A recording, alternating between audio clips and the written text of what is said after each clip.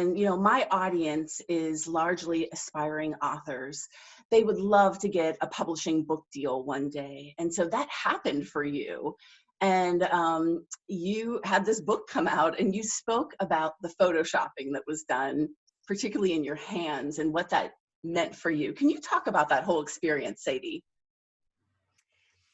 First of all, I jumped on the first offer that came my way because I felt like if you write a book, you sort of arrive. Like, it's just like, and I never believed I could write a book. Like, that was like, I never thought I could write a book, right? And I got this offer from a very, known magazine that is associated with a publisher who's also really well known and respected, to do a book. And I didn't honor my own values or even read the fine print around what the book really was. And the book was templated already. It was basically a partnership. They wanted to use my name and my credibility, but I didn't really have say in the book.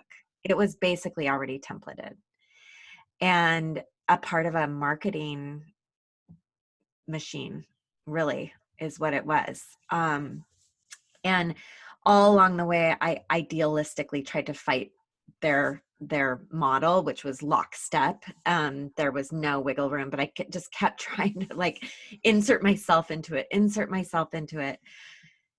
Didn't happen all along the way. And for example, there's before and afters in the book. And that's like counter to what I believe we should do as an industry, is to sell this idea that you're before and then you have to do the fitness thing, the product, whatever you're selling, to be the after.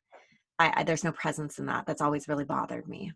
Tell me about the photoshopping.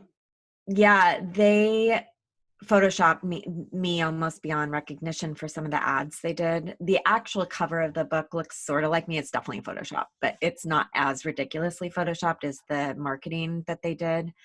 They changed my eye color. They made my hair more golden. They took away, gave me curves where I needed curves, made me skinny where I wasn't skinny enough. The most disturbing part for me, and what you referred to, is they took away my veins and my wrinkles in my hands, which is so weird. My mom was like, you look like a wax version of yourself. Like when you go to, the wax museums, like kind of like that. But my hands were so disturbing because when I look at my hands, I see my grandmother. I see my mother. We all are double jointed. We have like really veiny, like wrinkly hands, but those are the hands that my grandmother used to hold me with. And like violently scrub me down in the bath with. Like, she's kind of like, I remember her smoking her cigarettes with those hands. Like, my mom's hands are almost a carbon copy of mine. And it was such a moment for me to realize they're literally erasing my heritage, my roots, like my lineage. Yeah, it was a big turning point for me. We ended up not selling the book widely. We did for a little bit, and then we pulled it from the shelves.